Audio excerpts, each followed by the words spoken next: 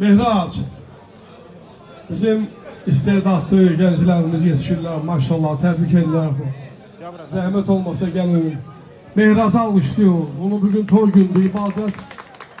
Yani evlenmek ibadet, evlenmek dinimizin yarısı koy. Böyük iş görmüşsən. Her gün bu kostyumu giyinmişsən eynime bey libasını.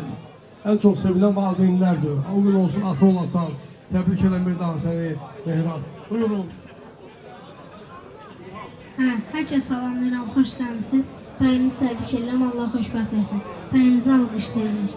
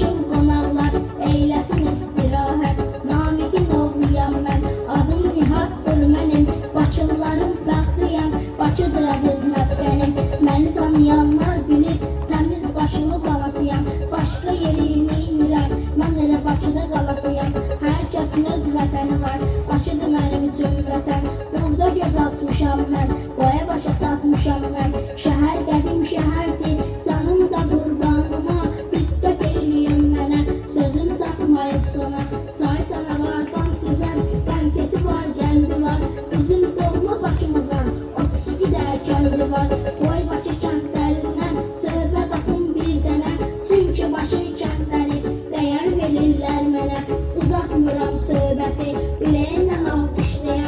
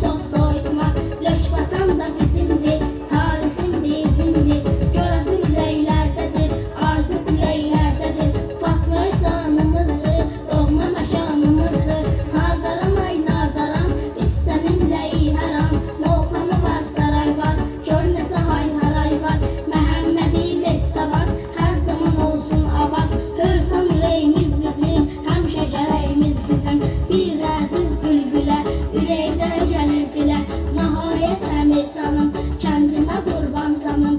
Köyün adı xiləydi, hamı gərək biləydi.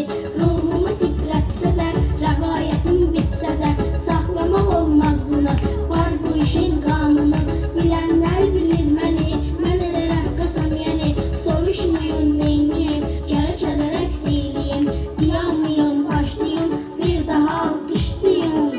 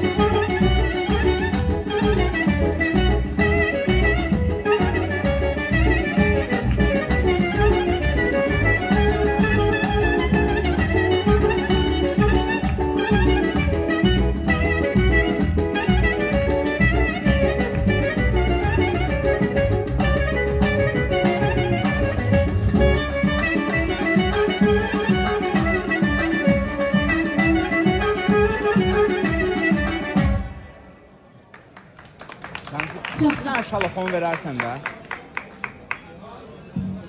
Ya şalafon oynayın.